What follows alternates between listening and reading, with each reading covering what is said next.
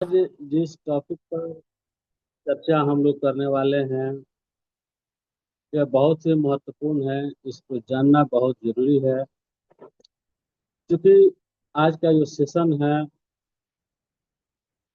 सप्त धातु पर है और सप्त धातुओं का जीवन पर क्या प्रभाव पड़ता है उसको जानना बेहद जरूरी होता है, क्योंकि उसके जानने बिना आयुर्वेद बिल्कुल अधूरा है।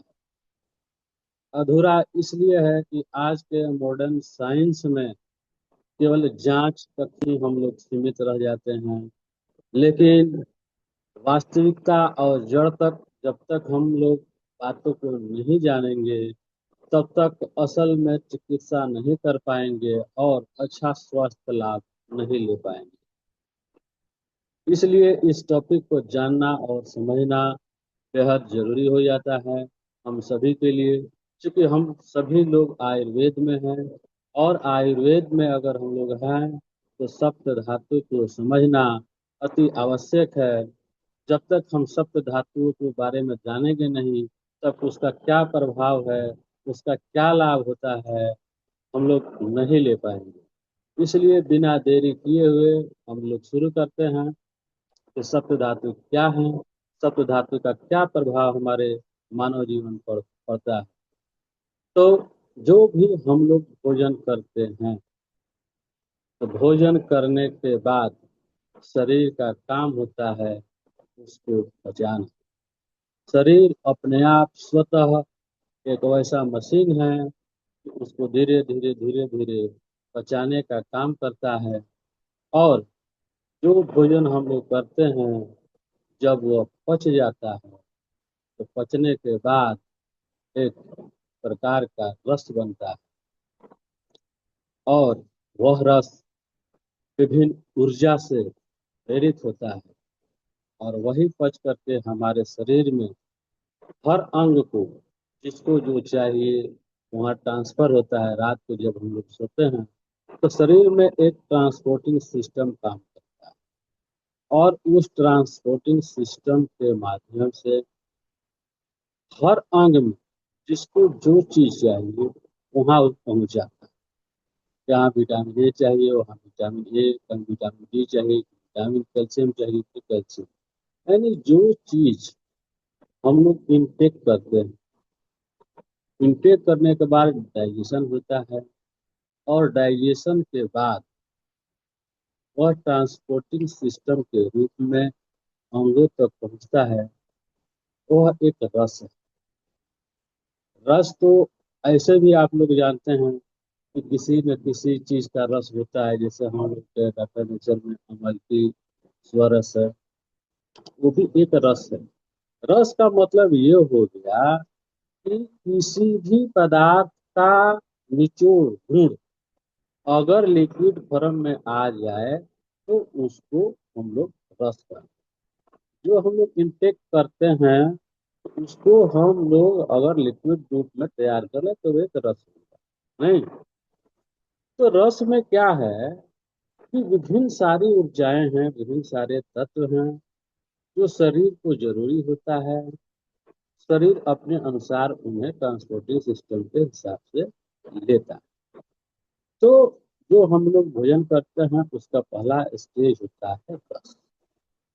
तो रस जो हम लोग जो शरीर विभिन्न अंगों तक जाता है, विभिन्न ऊर्जाओं को पहुंचाता है,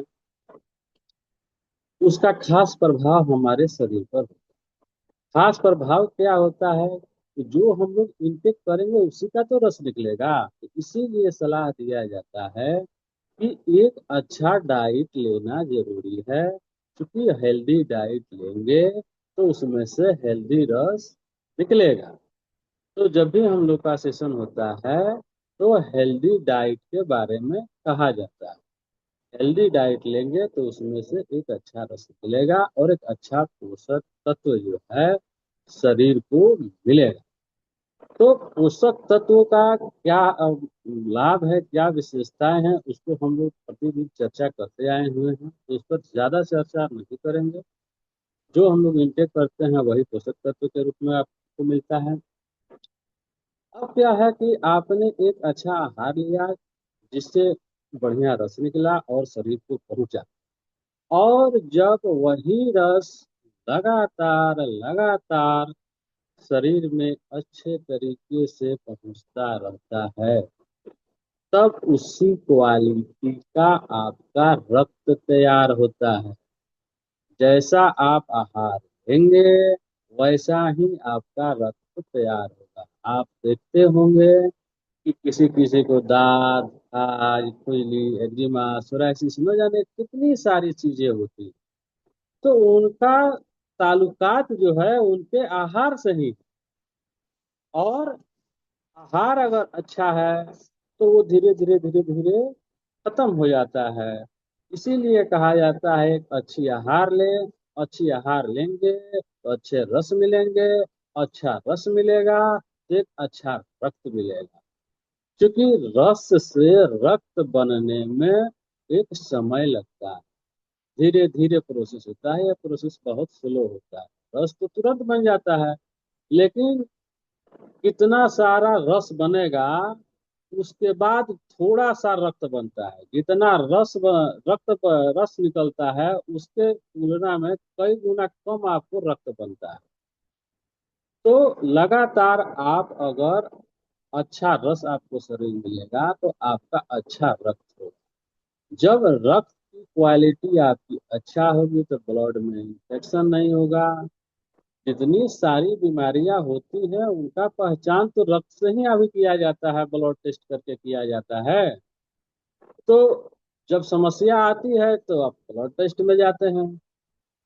तो ब्लड टेस्ट में जाते हैं तो वहां से आपको डायग्नोस होता है कि आपको ये बीमारी है, ये बीमारी है, ब्लड में ये मात्रा इतना होना चाहिए, वो मात्रा इतना अधिक है, इतना कम है। सारा चीज तो हम लोग एनालिसिस करते ही हैं।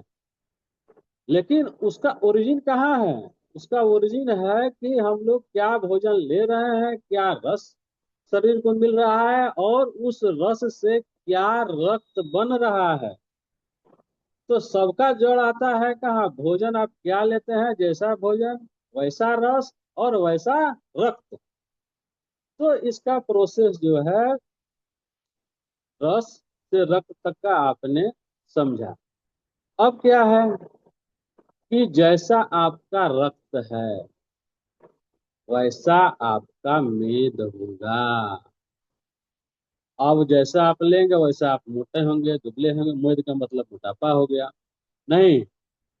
तो देखिए एक दूसरे में किस तरह चैलेंज चैलेंज बना हुआ है। भोजन से रस, रस से रक्त और रक्त से मेद। तो अब डाइट के ही हिसाब से आपका मेद भी बढ़ेगा। मेद का मतलब आपका मोटापा हुआ, शरीर का चर्बी हुआ नहीं, फैट जिसको हम लोग कहते हैं। उसको जिस रूप में लें, मिनरल फैट, ट्रांस फैट, न जाने आजकल मेडिकल मेडिकल साइंस क्या क्या नाम रख रही है। लेकिन वह रिलेटेड कहाँ से है? इस सप्त धातु से ही रिलेशन उसका है। तो वैसा ही आपका मेद होगा। बहुत लोगों को देखते होंगे कि ज्यादा मोटे होते हैं, बहुत लोग स्लिम होते हैं, बहुत लोग पतले होते हैं। तो यहाँ पर आकर के आपका भोजन मायने रखता है, आपकी प्रवृत्ति मायने रखती है, जिसको प्रवृत्ति के बारे में पहले ही बताया जा चुका है। कफ, पित्त और वात। तो यहाँ दो चीज आकर के मिलता है कि आपकी प्रवृत्ति कफ की है, पित्त की है, कि वात की है। जिस प्रवृत्ति की होगी शरीर उसके अनुसार प्रोसेस करेगा। हर किसी के शरीर का प्रोसेस एक जैसा नहीं होता है। बहुत लोग कम खा के भी मोटा होते हैं, बहुत लोग अधिक खा के भी दुबला पतला होते हैं। ये कफ की बात की। और उसके साथ साथ आप जो इनटेक कर रहे हैं उसका तो प्रभाव आपके शरीर पर पड़ना ही पड़ना है।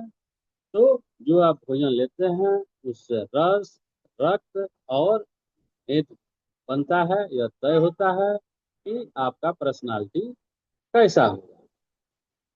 मेद के बाद मज्जा बनता है। ये काम जो होता है ये बोन मैरो में होता है, रीढ़ के हड्डी में होता है नहीं। उसमें एक ऐसा केमिकल तैयार होता है, वो एक ऐसा लुब्रिकेंट है जो आपके शरीर का बहुत महत्व महत्वपूर्ण चीज है। देखते होंगे कि बहुत सारे टेस्ट आज मज्जा के माध्यम से किए जाते हैं, बेहोशी के इंजेक्शन भी आपको दिया जाता है, और वहीं से आपका उस प्रोसेस के बाद अस्थि का निर्माण होता है। मतलब अस्थि का मतलब हो गया हड्डी। तो एक ही चीज से, भोजन से आप अस्थि तक पहुंच गए, मतलब कि रस, रक्त, मांस, मेद, मज्जा, अस्थि, समझ रहे हैं?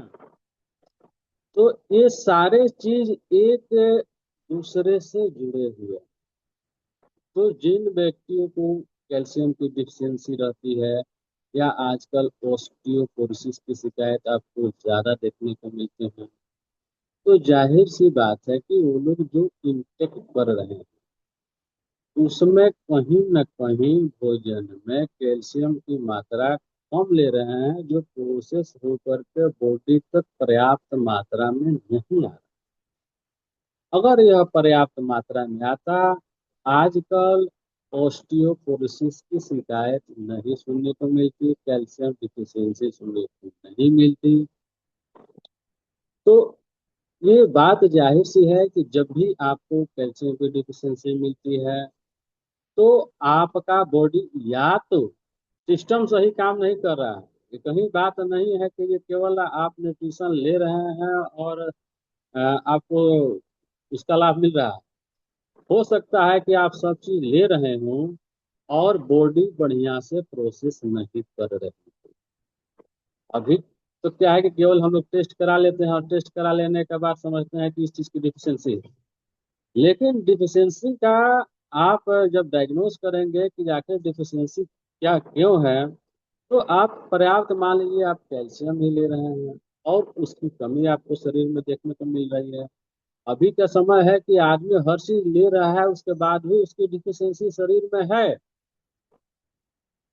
तो पर्याप्त चीज लेने के बाद भी डिफिशियंसी अगर शरीर में है, तो इसका मतलब है कि प्रोसेस में गड़बड़ी है, और उस प्रोसेस को ठीक करना पड़ेगा। प्रोसेस क्या है कि बॉडी में सही रस बनेगा, तब रक्त बनेगा, तब मेद बनेगा, तब मांस होगा, मज्जा होगा। अगर इस प्रोसेस में ही गड़बड़ी अगर आ जाती है, तो आप कुछ भी इंटेक कीजिए, आपके बॉडी को नहीं लगेगा। आपने सुना होगा कि हम सब चीज लेते हैं, सब चीज खाते हैं, सारी दवाई लेते हैं, लेकिन उसके बाद भी हमारा ये समस्या ठीक नहीं हो रहा है। ऐसा केस आपको सुनने को मिल रहा होगा।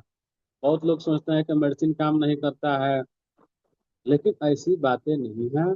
कहीं न कहीं कुछ लोगों में प्रोसेस भी बॉडी सही ढंग से नहीं कर पाता है। जिसका शरीर सही ढंग से इन सारे चीजों का प्रोसेस नहीं कर पाएगा, वे सब चीज लेंगे, उसके बाद भी उनको कुछ न कुछ डिफिशियंसी बना रहेगा।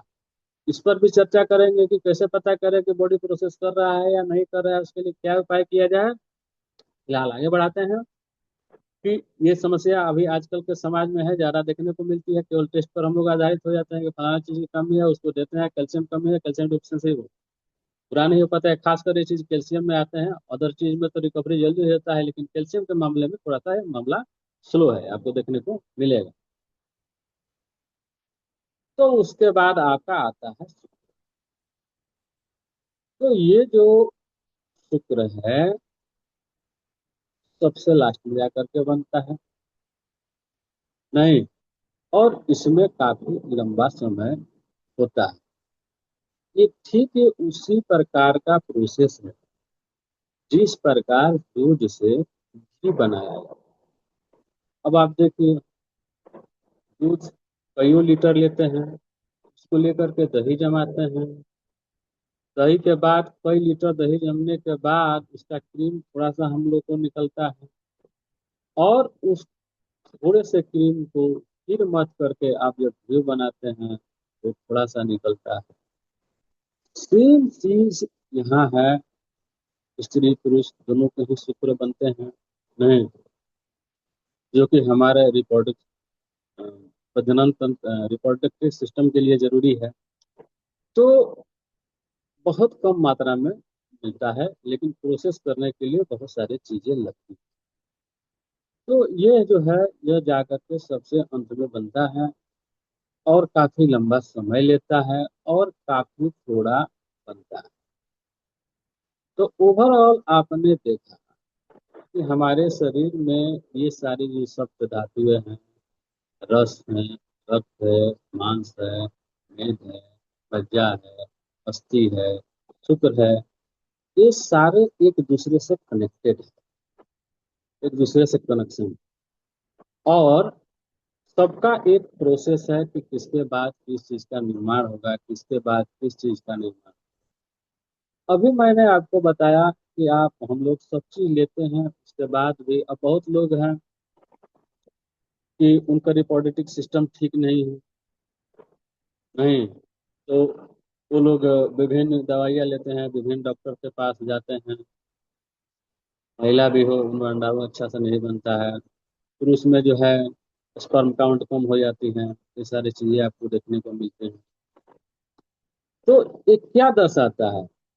ये दर्शाता है कि कहीं न कहीं आपका सप्त धातु जो है वह कमजोर है, और इस सप्त धातु को आपको बैलेंस करना जरूरी है। सप्त धातु जिसका बैलेंस होगा, उसका पूरा सिस्टम, पूरा ऑर्गन अच्छे तरीके से काम करेगा। तो सप्त धातु को बैलेंस करना हमारे जीवन में हर इंसान के लिए जरूरी और अति आवश्यक। अब सवाल ये है कि ये जो सप्त धातुएं हैं एक दूसरे से कनेक्टेड हैं, इसका हमारे जीवन पर प्रभाव पड़ता है। इसी की वजह से, इसके बैलेंस बिगड़ने की वजह से किसी न किसी बीमारी का आदमी शिकार हो जाता है। तो उसको बैलेंस कैसे किया जाए? तो उसको बैलेंस करने का जो तरीका आयुर्वेद में बताया गया है, उसको जानने, समझने और पालन करने से यह आसानी से बैलेंस हो जाता है। कोई रॉकेट साइंस नहीं है। बस एक नियम बनाना केवल पड़ेगा। नियम क्या है? कहा गया है कि आप उचित आहार लें।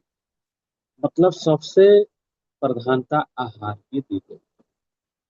आहार के बाद प्रधानता दी गई है व्यवहार। आपका व्यवहार जो है शास्त्र के अनुरूप होना चाहिए। शास्त्र का अनुरूप क्या होना चाहिए? कि पॉजिटिव वे में भोजन को ले, पॉजिटिव सोचे, शारीरिक श्रम करे, थोड़ा व्यायाम करे, थोड़ा प्राणायाम करे। हम इस हैबिट को धीरे धीरे धीरे धीरे डेवलप करें पॉजिटिव वे में। क्योंकि जब सकारात्मक तौर पर आप भोजन लेते हैं तो उसका सकारात्मक प्रभाव आपके शरीर पर पड़ता है। भोजन ही आप ग्रहण कर रहे हैं और नकारात्मक तौर पर ले रहे हैं, टीवी देख रहे हैं, मोबाइल देख रहे हैं, कहीं ध्यान और है, तो उसी अनुरूप उसका प्रभाव आपके शरीर पर पड़ता है। हम लोग के दिमाग में केवल चल रहा है कि भोजन ही तो है, इसको किसी तरह ग्रहण कर लेना है। पहले के लोग जो भी थे, भोजन ग्रहण करते वक्त आराम से नीचे जमीन पर बैठ करके पलस्ती मार करके शांति पूर्वक भोजन को इज्जत से ग्रहण किया करते थे। अभी का समय है कि किसी तरह ग्रहण किया जाता है, बैठ करके, खड़ा होकर के, टेबल पर बैठ करके, जैसे मन में आया वैसे खड़ा होकर के हमने भोजन कर लिया। कहीं ध्यान है, टीवी चल रहा है, मोबाइल चल रहा है, भोजन हो रहा है। ये हमारा तरीका नहीं है।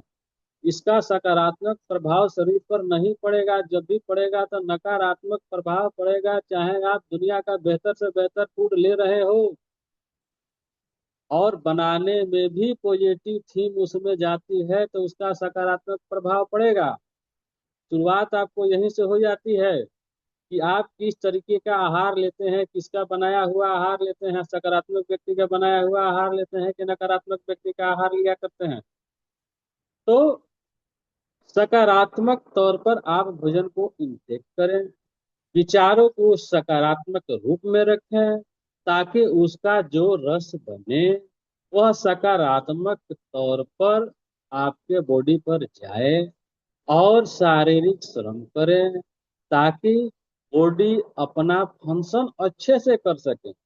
जब हम शारीरिक श्रम नहीं करते हैं तो हमारे organ जो हैं वो ढीला ढाला पड़ जाते हैं, उनमें सक्रियता कम हो जाती है, तो अच्छे तरीके से प्रोसेस नहीं हो पाता है।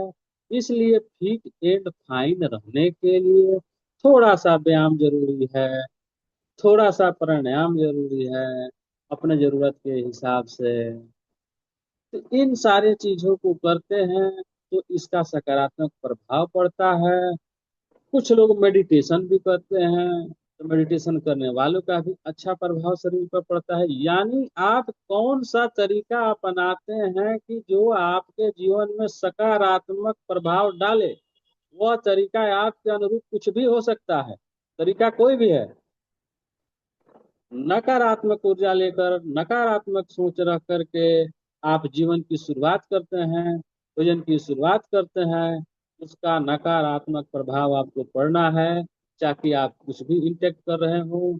और सारा चीज निर्भर करता है आपके माइंड पर। सबसे मेन मुख्य चीज जीवन में, अगर किसी चीज का आप पर प्रभाव पड़ता है तो वह आपके दिमाग का आपके जीवन पर प्रभाव पड़ता है। तो सबसे पहले माइंड को फिट एंड फाइन रखना जरूरी है, माइंड को सकारात्मक रखना जरूरी है।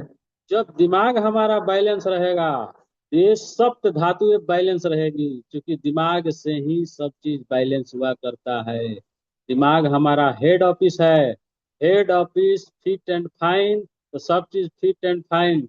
जब तक हेड ऑफिस में गड़बड़ी नहीं होगी तब तक आपका प्रोसेस नहीं गड़बड़ाएगा। शरीर का प्रोसेस, सप्त धातु को अगर बढ़ाने का प्रोसेस का मूल जड़ आपका माइंड है। इसीलिए जो जानकार लोग हैं वो मेडिटेशन करते हैं, माइंड को स्थिर रखते हैं, नकारात्मक विचार नहीं आने देते, विभिन्न प्रकार के विचार नहीं आने देते। माइंड का बहुत बड़ा जीवन पर प्रभाव है। भोजन के अलावा अगर आप अपने माइंड को कंट्रोल करते हैं तो केवल माइंड को कंट्रोल करके आप सप्त धातु को कंट्रोल कर सकते हैं। आपका प्रोसेस शरीर बिल्कुल अच्छा ही अच्छा करेगा। जब आपके शरीर में कोई बीमारी आती है, हम लोग कोई ना कोई टेस्ट कराते हैं, तो टेस्ट कराने के दरमियान जो कमी आता है कि फलाना फलाना कमी है, इसका मतलब ये है कि आपके सप्त धातु बिगड़ा हुआ है और सप्त धातु को कंट्रोल करना आपको नहीं आता है। तो सप्त धातु को कंट्रोल करने का सबसे बढ़िया उपाय है कि अपने माइंड को सकारात्मक रखा जाए, सकारात्मक ऊर्जा प्रवाह किया जाए, और सकारात्मक ऊर्जा प्रवाह किया जाएगा तो सकारात्मक प्रभाव शरीर पर पड़ेगा। बॉडी सकारात्मक प्रोसेस करेगी, और बॉडी सकारात्मक प्रोसेस करेगी तो आपका सप्त धातु बैलेंस होगा। सप्त धातु बैलेंस होगा तो आपका बीमारी ऑटोमेटिक कंट्रोल होगा, आपको कोई बीमारी कभी नहीं आ सकती है। तो सप्त धातु को बैलेंस करने का माइंड एक बहुत अच्छा तरीका है जो आपके हाथ में है, आपके बस में है। केवल जानने की आपको जरूरी है कि इसको किस तरीके से बैलेंस किया जाता है। तो अपने माइंड को फिट एंड फाइन रखिए, आपका सप्त धातु बैलेंस रहेगा। योग कीजिए, योग भी एक माध्यम है। बहुत लोगों को माइंड पर कंट्रोल नहीं है कि भाई हमारा तो दिमाग इधर उधर जाते रहता है, हमारे बस का नहीं है, स्थिर हमारा दिमाग नहीं है। शारीरिक श्रम कर सकते हैं, व्यायाम कर सकते हैं, प्राणायाम कर सकते हैं, कई तरीके हैं। सब तरीकों को अपना सकते हैं 10-10 मिनट समय दे करके। सप्त धातु अपना ठीक कर सकते हैं। जिसका सप्त धातु ठीक हो जाएगा उसको कोई बीमारी नहीं होगा। बैलेंस तो एक ऐसा चीज है कि प्रकृति बैलेंस चाहती है, ना कोई चीज अधिक चाहती है ना कोई चीज कम चाहती है। शरीर में हर चीज का बैलेंस होना जरूरी है, कितने कितने चीज का बैलेंस किया जाएगा। लेकिन जान जाएंगे कि उसको बैलेंस कैसे किया जाता है, बैलेंस करने का तरीका क्या है, उस चीज को, उस पथ को, उस रास्ते को अपना लें तो हमें कोई डिजीज नहीं होगी। कोई डिजीज होगी तो ऑटोमेटिक ठीक हो जाएगी। तो ओवरऑल पूरा कंक्लूजन यही है कि एक अच्छा भोजन करें, एक अच्छा सोच रखें, व्यायाम करें, प्राणायाम करें, मेडिटेशन करें, आपका सप्त धातु बैलेंस रहेगा। और सप्त धातु जिसका बैलेंस हो गया, आप हजारों व्यक्ति के साथ खड़े होगे तो आपका चेहरा अलग दिखेगा। आप देखिएगा कि बूढ़े से बूढ़े भी लोग हैं और उनके चेहरे में चमक है। आजकल नौजवानों के चेहरों में चमक नहीं आ रही है, सारा न्यूट्रिशन लेते हुए भी नहीं लगता है कि ये नौजवान है, और उसके चेहरे में चमक नहीं है। जब तक चेहरे में ग्लेजिंग नहीं है, इसका मतलब कि आपका सप्त धातु बैलेंस नहीं है। भले आप फिट एंड फाइन अपने आप को समझ रहे हो, तो सप्त धातु बैलेंस करें। और सप्त धातु बैलेंस जिसका है उसका पहचान यही है कि आप किसी भी उम्र में हो, आप नौजवान हो, आप बूढ़े हो, आप पचासों व्यक्ति के टीम में खड़े हो, आपके चेहरे में चमक है, यानी आपकी सप्त धातु बैलेंस है। जितने भी आयुर्वेदिक प्रैक्टिशनर हैं, उनको अगर पहचानना है तो एक बार उनके चेहरे को देखिए। अगर उनके चेहरे में चमक है तो ये बताता है कि वो व्यक्ति आयुर्वेद का अच्छा जानकार है, अच्छा प्रैक्टिशनर है, वो उसको पालन करता है। जब तक अपना चेहरा में चमक और ग्लेजिंग नहीं होगा, आप दूसरे किसी को कितने भी आयुर्वेद को समझाइएगा, बताइएगा, वो एक्सेप्ट नहीं करेगा। आपका चेहरा आपको बताता है कि जो आप आयुर्वेद को किस तरह जानते हैं, किस तरह पालन करते हैं। जैसा आप जानते हैं वैसा पालन करते हैं, वैसे ही आप रिप्रेजेंट करेंगे। क्योंकि हम लोग को आयुर्वेद को पहुंचाना है, समझाना है और रिप्रेजेंट भी करना है लोगों को। तो उसके लिए अपनी जानकारी होना उचित है। अपना प्रोसेस जानना जरूरी है कि कौन सा प्रोसेस करे, कौन सा भोजन ले, कौन सा डाइट ले, वो सारी चीजें चलती रहती है। लेकिन कुल मिला जुला के मैं यही कहूंगा, सप्त धातु को बैलेंस कीजिए। सप्त धातु जो आपका रस, रक्त, मांस, मेद, मज्जा, अस्थि और शुक्र है, इसको बैलेंस करना जरूरी है। और बैलेंस करने का जो मैंने अभी आपको तरीका बताया, उसको समझना जरूरी है, उसको मेंटेन करना जरूरी है। ये कोई आसान चीज है, बहुत बड़ा चीज नहीं है। डेली हम लोग को ये चीज बताई जाती है, लेकिन उसको आज जानना जरूरी था कि अगर हम उस चीज को करते हैं तो उसका क्या प्रभाव हमारे शरीर पर पड़ना है। तो इसको बैलेंस करते हुए नेक्स्ट, अपने आप को हेल्दी वेल्दी रखिए, अपने समाज को हेल्दी वेल्दी रखिए और फिट एंड फाइन रखिए, ताकि आपका जीवन सरल, आसान और बेहतर हो सके। इसी के साथ मैं अपने बातों को अब खत्म करना चाहूंगा। Thank you very much. बहुत बहुत धन्यवाद श्रीकांत सर, आपको सेशन देने के लिए। Thank you so much. Thank you so much sir. और बहुत ही महत्वपूर्ण सेशन होता है जब भी आप किसी टॉपिक पे बात करते हैं। और एक कुछ महत्वपूर्ण सवाल भी मैं आपसे पूछना चाहूंगा जिसमें थोड़ी सी हमें और क्लैरिटी हो जाए। जी सर। आपने सप्त धातु के बारे में बताया। मान लेते हैं हमारे पास में कोई व्यक्ति ऐसे आ रहे हैं जिनकी बॉडी के अंदर में रक्त की कमी है। जी। ठीक है। तो पहले आपने बताया कि रस बनेगा फिर उसके बाद रक्त बनेगा। हाँ। क्रम अनुसार ही चलना पड़ेगा। हाँ, वो तो क्रम अनुसार ही होगा। डायरेक्टली हम उसको रक्त अगर उसके मान लेते हैं एनीमी। हेलो। देखिए, हाँ, हेलो। जिसको ब्लड की कमी है तो उसको वैसा डाइट दिया जाता है कि उसका रक्त ज्यादा बने। और जब भी बनेगा जी। तो प्रोसेस से ही बनेगा। जी। आप देखते होंगे कि बहुत लोग आयरन सुक्रोज दिया करते हैं, क्योंकि उनको मालूम है कि उस प्रोसेस में छेड़छाड़ नहीं किया जा सकता। अभी तक कोई वैसा साइंस नहीं है कि उस प्रोसेस को बदल दे। वो कटु सत्य है। तो इसीलिए जिसको ज्यादा कमी होता है उसको भले ऊपर से ब्लड चढ़ा दिया जाता है या उसको इंजेक्शन दे दिया जाता है, लेकिन जब भी वह रक्त बनेगा तो इस प्रोसेस से ही बनेगा। और जो प्रोसेस है उतना जो समय लेता है उतना ही समय लेता ठीक है, आपने ये क्लियर किया कि जब भी सप्त धातु बनेगी तो उसमें हमेशा सबसे पहला रस होगा और सबसे अंतिम जो होगा वो शुक्र है। होगा। तो ठीक है। तो एक चीज अब फिर हम ये समझना चाहेंगे, किसी का सिंपल कि हमें शुक्र धातु पे काम करना है जो कि सबसे अंतिम धातु है। जी। तो सबसे इंपॉर्टेंट चीज क्या है जब हम इसमें खान पान में या अपना डाइट चार्ट प्लान करते हैं। अब हम हाँ। ये देखते हैं कि किसी का अगर मांस बनना है तो फिर हम उसमें प्रोटीन की चीजें ज्यादा ऐड करते हैं। किसी को एनीमिया होना है की प्रॉब्लम है, रक्त अगर हमें बनाना है तो हम उसको खून से रिलेटेड चीजें, चुकंदर हो गया, अनार हो गया, मोरिंगा हो गया, व्हीट ग्रास हो गया, ऐसी कुछ चीजें हम उसके भोजन में शामिल करते हैं। तो अभी आप ये बताएं सर, शुक्र पे अगर हम लोग लास्ट काम करें तो उस क्रम में हमारा डाइट किस प्रकार से हम तैयार कर पाएंगे? देखिए, क्योंकि इसका आपने शुक्र तैयार आपने करना हो जी। तो आपने देखा कि वो सबसे अंतिम प्रोसेस है, यस। और वह सारे चीज का निचोड़ है। जैसे यस। हमने बताया कि दूध से दही जमाया जाता है, दही से क्रीम निकाला जाता है, और क्रीम से तब जा कर के घी निकाला जाता है। तो जी। सेम चीज यहाँ भी लागू होता है कि आप केवल एक चीज बढ़ा करके घटा करके शुक्र को नहीं बना सकते हैं। ये है पूरा ओवरऑल चीज का निचोड़ है यह।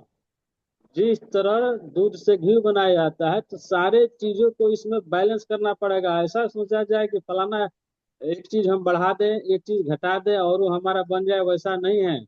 जो बैलेंस डाइट है वो आपको लेना पड़ेगा। उसमें किसी चीज को बढ़ाने और घटाने से कोई मायने नहीं रखता है, क्योंकि यह मंथन होकर के ही निकलना है।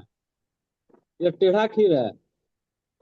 इसलिए इसमें सारा जी। चीज फेल है। आप बैलेंस डाइट रखें, इसको जो प्रोसेस है उसको आने दे, उसी प्रोसेस से वो छन करके आएगा। और उतना समय यस। लेगा, सबसे ज्यादा समय वो लेता है। जी।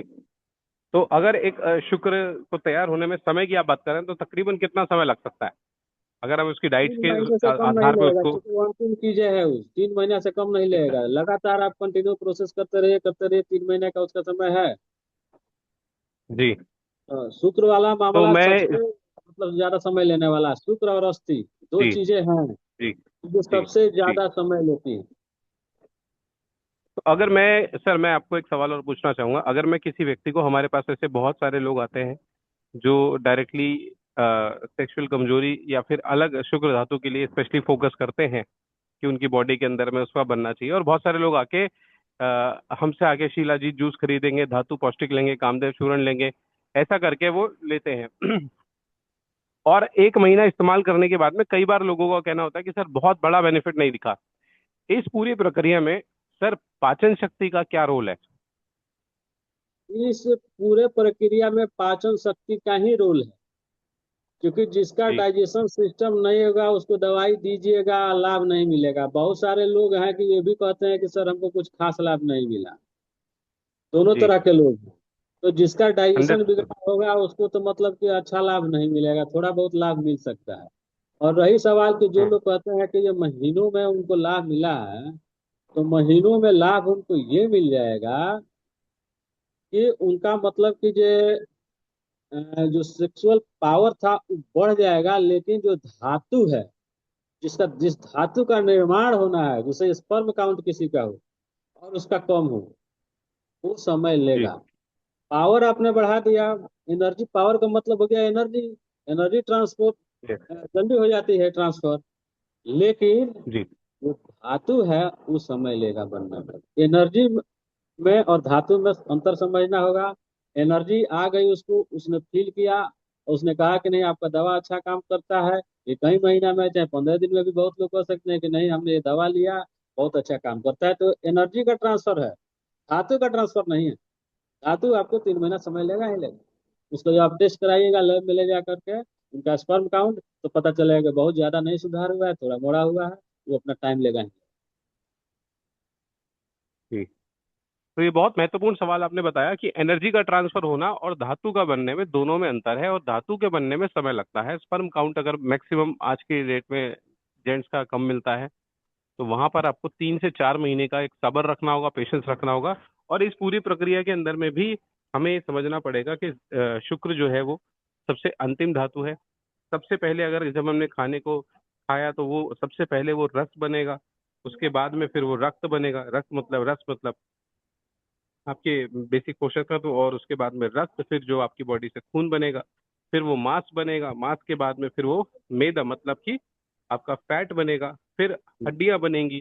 तो ये सिस्टम है, और ये सिस्टम में हमारी पूरी बॉडी जब स्वस्थ होगी, तो आज मैं देखता हूँ कि सर ये जो इस तरह की स्पर्म काउंट को लेकर या सेक्सुअल प्रॉब्लम्स को लेकर जिस तरह की मार्केट में प्रोडक्ट दिए जा रहे हैं, जिस तरीके से फास्ट रिजल्ट के बारे में बात की जा रही है, और आपने जो बताया सर उसमें तो जमीन आसमान का अंतर है, क्योंकि मार्केट में तो एकदम ऐसा ऐसा बताया जाता है कि एकदम फास्ट डिलीवरी वाली बात, कि आपने तुरंत खाया और तुरंत बेनिफिट हुआ। इसके बारे वो में थोड़ा विशेष एनर्जी ही बताएं कि। ट्रांसफर है, एनर्जी को ही मतलब इस हाँ लोग बेनिफिट समझ लेते हैं। हाँ, ये एक बड़ा वहम है कि आपको स्टीरॉयड जैसी चीजें जिससे कि तुरंत आपको एकदम इससे एनर्जी फील हो, और ये सब चीजें आपके शरीर में ताकत नहीं पहुंची है, आपका शरीर में आपकी सप्त धातुएं मजबूत नहीं हुई हैं और डायरेक्टली शुक्र मजबूत करने की बात की जा रही है, तो प्रॉपर ये साफ शब्दों में एक प्रकार का धोखा दिया जा रहा है। राइट। और आपने इसके अंदर देखा में। होगा सर कि मार्केट में बहुत सारे लोग एनर्जी के लिए वगैरह वगैरह लेते हैं, उनको तुरंत जी। मिल जाता है एनर्जी, लेकिन उसके हाँ। बाद उनके शरीर का बहुत बुरा हाल होता है, उसका जी। नकारात्मक प्रभाव पड़ता है। कारण क्या है जी। कि एनर्जी को ही उन्होंने सब चीज समझ लिया। तो आजकल मार्केट में चल रहा है, आप जो लीजिएगा उसका प्रभाव आपका शरीर पर पड़ता है, तो आप एनर्जी ले रहे हैं तो आपको एनर्जी मिल रही है, आप एनर्जी लेना छोड़ दे रहे हैं आपको एनर्जी नहीं मिल रही है। रियल का जो चीज हम्म। है, हम लोग के यहाँ जो दवा उपलब्ध है, उसको कंटिन्यू हम लोग 3 महीने लेते हैं। स्टेमिना प्लस है, अश्वगंधा है, प्रोटीन पाउडर है, तो ये जाकर के रियल में अपना काम करती है और रियल में रिफॉर्म करती है। और मार्केट में क्या जी। है कि अभी खाइए अभी आपको एनर्जी मिल जाएगा, उसी को लोग कहते हैं कि फास्ट काम करता है, अच्छा काम करता है, उसी का मार्केट वैल्यू है, क्योंकि लोग इन जड़ को नहीं जानते हैं। और ये जो कंपनियां हम लोग की हैं, इनको पता है कि जो भाई रूट कोज पर काम करना है तो रियल चीज बनाना है, भले इसमें समय लगे।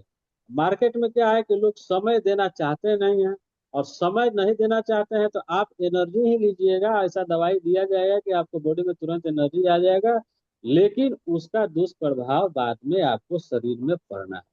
हम लोग का जो मेडिसिन है, इसका एनर्जी जब आएगा तो उसके एनर्जी के साथ साथ जो हम लोग का प्रोसेस है ये भी हो रहा है, तो इसका दुष्प्रभाव नहीं आएगा। इसीलिए हम लोग कहते हैं कि हम लोग के दवा का कोई साइड इफेक्ट नहीं है, ठीक है, रियल मेडिसिन। बहुत बहुत शानदार सर बताया आपने। और एक चीज हमें बिल्कुल क्लैरिटी हुई आज के सेशन से। मैं चाहूंगा कि हमारे बीच में और भी जो साथी हैं अगर कोई सवाल पूछना चाहते हैं तो जरूर कुछ लास्ट के कुछ और मिनट कुछ और सवाल पूछे जा सकते हैं, हैंड रेज कर सकते हैं। हमारे बीच में ब्यास सर हैं। ब्यास सर अपना हैंड रेज है, तो आप अपना कुछ सवाल रख सकते हैं। ब्यास सर माइक ऑन कर सकते हैं आप अपना।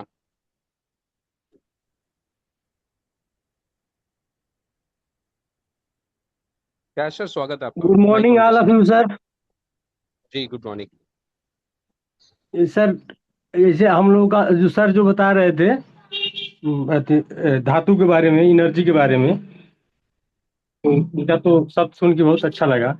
लेकिन अपनी जो प्रोडक्ट है जैसे स्टेमिना है, स्टेमिना प्लस है, तो हमने उसमें रिजल्ट जो अगर किसी को डायरेक्ट आप स्टेमिना देते हैं तो उसके साथ धातु पौष्टिक चूर्ण अवश्य दें, जी क्योंकि केवल जी एनर्जी से काम नहीं चलेगा ना। उसमें धातु जी जो जी। होता है वो एनर्जी को बैलेंस करने का बहुत काम करता है ना। और कोई भी बिल्कुल शुक्र बिल्कुल। बनता है तो 40 दिन से लेकर 90 दिन, आयुर्वेद में एक पखवाड़े कहा जाता है जिसको 40 दिन से लेकर 90 दिन के अंदर शुक्राणु बनने का प्रोसेस चालू होता है। 40 दिन के बाद बनना शुरू होता है और 90 दिन तक एक शुक्राणु पुष्ट होता है। तो उसमें केवल अगर हम लोग स्टेमिना के लिए स्टेमिना प्लस लेते हैं उससे बॉडी का हरासमेंट होता है, इसलिए उसको धातु पौष्टिक चूर्ण दूध में उबाल करके ठंडा हो जाने के बाद उसमें मिश्री मिला के जब ठंडा हो जाए तब मतलब उसके साथ सेवन करना है, तो एक साथ शरीर के अंदर सब चीज डेवलपमेंट होने लगेगा। बहुत अच्छा सर जी, बिल्कुल आपने सही बात बताया। और जी वही जी चीज, ये जो शुक्र है, ये केवल एक चीज से नहीं बनता है, इसके लिए ओवरऑल जी सारी चीजें आपको डालनी पड़ती है। तो धातु पौष्टिक है आपके पास, कामदेव चूर्ण है, ये सारी चीजें अगर आप इनटेक करते हैं तो समझ लीजिए इनका पूरा प्रभाव आपके शरीर पर बनता है। केवल एक चीज से जी हमारा शरीर का निर्माण नहीं हो सकता, यह मंथन कर कर निकलने वाली चीजें हैं। आपने बिल्कुल सही पकड़ा है। बहुत अच्छा, बहुत बहुत जी धन्यवाद सर। आपको। और शुक्र के निर्माण में अगर किसी को शुक्राणु काउंट बढ़ाना है तो एक चीज ये भी है कि संयम एक शब्द आता है आयुर्वेद में। तो मान लीजिए कि अगर हम संयम करते हैं, जितना प्रोसेस करते हैं अगर उतना निकाल देते हैं तभी शुक्र शुक्र बढ़ने का कोई लाभ नहीं मिलेगा। नहीं इसलिए मिलेगा। संयम भी रखना पड़ेगा एनर्जी को रोकने के लिए। उसमें आप योग आसन जैसे होता है हम लोग का पतंजलि सूत्र में, यम नियम आसन प्राणायाम प्रत्याहार धारणा ध्यान समाधि, तो उस तरह से ध्यान ये भी रहे कि हमारे अंदर जब तक हम उस प्रोसेस में जा रहे हैं तो हमारे अंदर कोई कामुक विचार ना आए। जैसे हम कामदेव चूर्ण खाते हैं तो उसके अंदर हमारे अंदर सेक्सुअल जैसे टेस्टोस्टेरॉन बनता है, तो उसमें हम दूसरे रास्ते में उतर जाएंगे। तो इसको बढ़ाने के लिए अलग चीज है, और धातु बढ़ाने के लिए अलग चीज है, शुक्राणु बढ़ाने के लिए अलग अलग औषधियों में कुछ विशेष गुण है। जैसे हम लोग बथुआ का साग लेते हैं तो उसमें आयरन प्रोसेस करने का ज्यादा गुण है, पालक में आयरन का ज्यादा गुण है, कुछ में प्रोटीन का ज्यादा होता है। जैसे केवल बॉडी में धात बढ़ाना है तो आप लौकी अथी ले सकते हैं, भिंडी ले सकते हैं, उसमें धात तो बढ़ जाएगा लेकिन शुक्राणु उसमें नहीं बनेगा। तो उसके लिए आता है अश्वगंधा, सफेद मुजली मूसली, कौच का बीज, ताल मखाना, सालिम पंजा, कमरकस। अब उसमें आता है सिद्ध मकरदज, प्रवाल भस्म, त्रिभंग भस्म, ये सब शिलाजीत आता है, ये सब बरियार होता है उसका बीज आता है। अब सफेद गुंजा का बीज आता है। तो इस तरह से जिसको अगर शुक्राणु बहुत लोगों का नील भी हो जाता है, उसमें 50% लोगों में शुक्राणु डेवलप हो जाता है। हमने ऐसा कई लोगों को चलाया है। वो थोड़ा सा औषधि बहुत कॉस्टली पड़ता है, जिसमें स्वर्ण भस्म, हीरक भस्म वगैरह मिलाया जाता है। तो 15,000 से लेकर 30,000 40,000 रुपये महीने तक का औषधि पड़ता है। तो कुछ भस्म दवाई, कुछ काष्ट औषधियां हैं, कुछ भस्म की औषधियां हैं, कुछ जो अथी जैसे स्वर्ण भस्म हो गया, इस तरह के है। तो अलग अलग व्यक्ति पे अलग अलग औषधियों का और चिंतन का सब चीज प्रभाव पड़ता है। तो उसमें तो मरीज को ही देख करके उसको सजेशन दिया जा सकता है कि उसका स्वभाव क्या है, उसका बॉडी के स्वभाव क्या है। जैसे कोई व्यक्ति है, मान लीजिए कि उसका जीवन भर चला नहीं है और लेकिन पढ़ने लिखने में ठीक है, लेकिन अपने बॉडी को एक्टिव नहीं किया है, तो चल फिर तो नहीं सकता है लेकिन दिमाग से काम कर सकता है।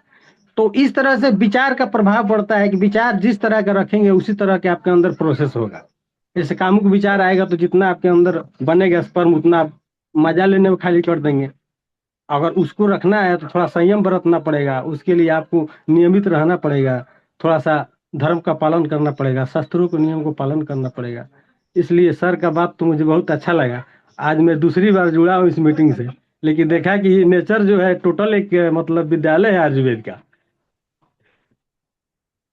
बहुत बहुत धन्यवाद सर, आपने बिल्कुल सही बात कहा है और एथेंटिक जी बात है जो आयुर्वेद के अनुसार है, शास्त्र के अनुसार है। हाँ, एक जी चीज जी इसमें और हम ऐड करना चाहेंगे कि जी एनर्जी जी जो है, एनर्जी का ट्रांसफर जो है उसको सही दिशा में करना जरूरी है। तो उसके लिए जो माइंड है, पहले भी मैंने बताया था कि इसमें माइंड का बहुत बड़ा रोल है। आप जो एनर्जी जी लेते हैं और आपके शरीर में जो भी एनर्जी आती है, तो मायने रखता है कि उसका ट्रांसफर आप कहाँ करते हैं।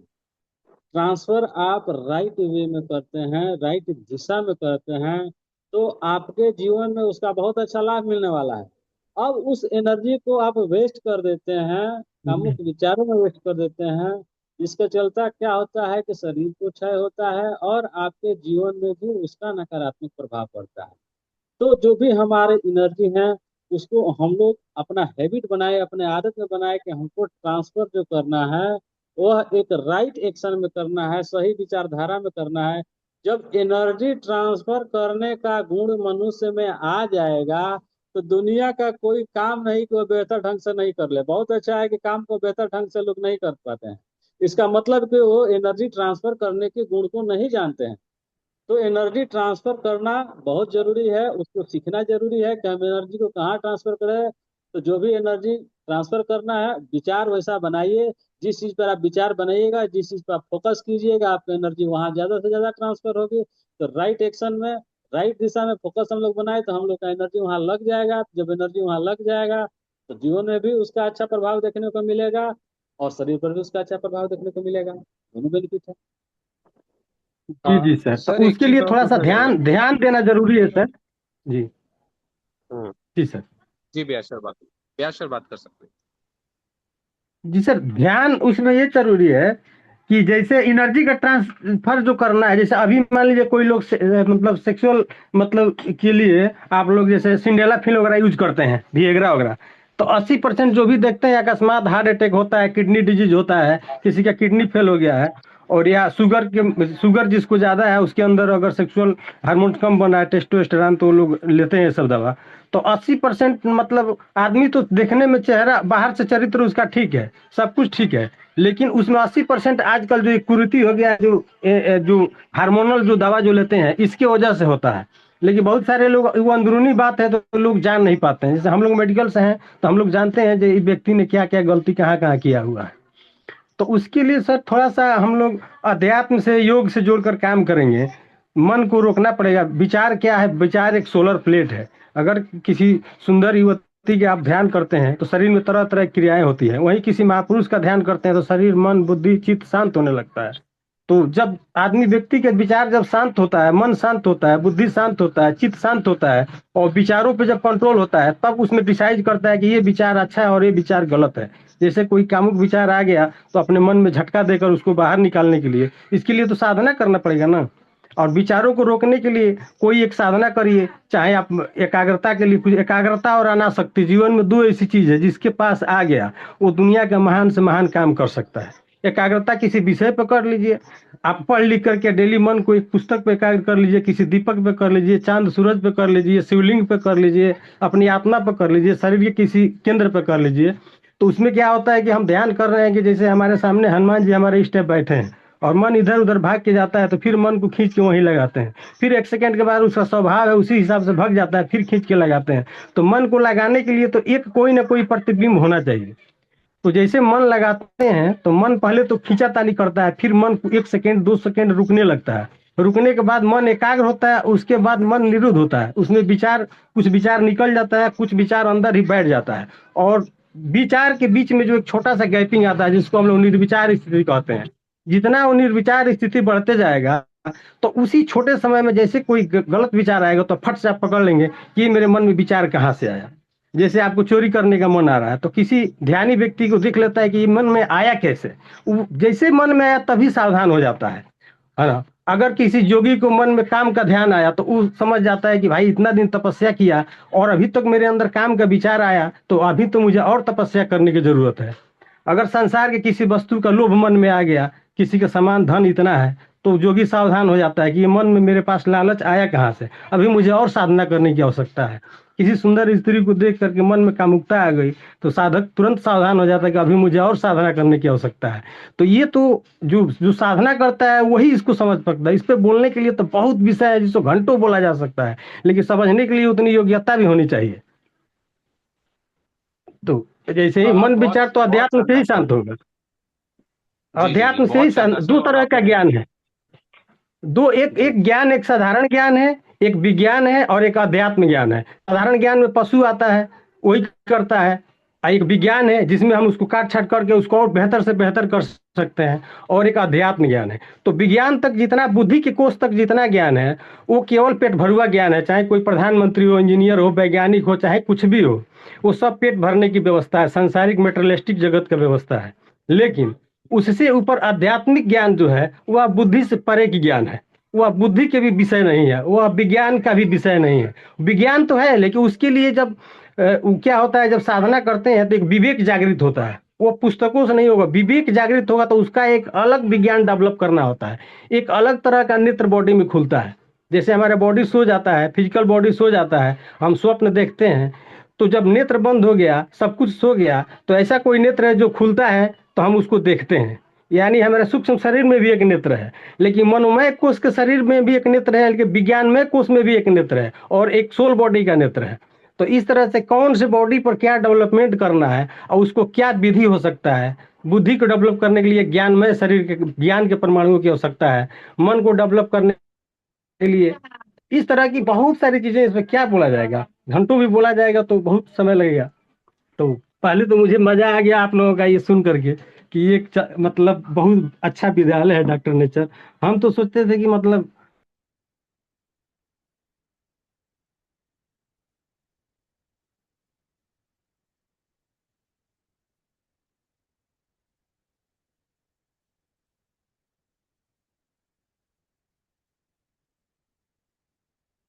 आपका माइक ऑफ हो गया है सर, आवाज नहीं आ रही।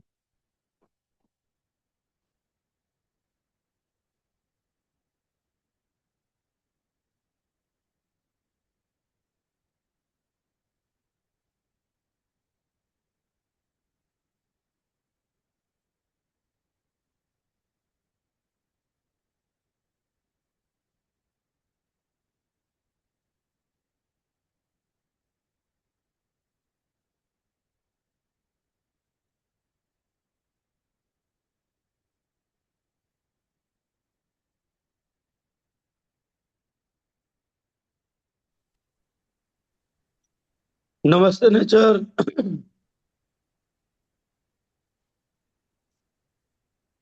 सतीश सर, आवाज आ रही है मेरा? हाँ अब आ रही है, बीच में नहीं आ रहा। जी जी, नमस्ते नेचर। आज नमस्ते नमस्ते।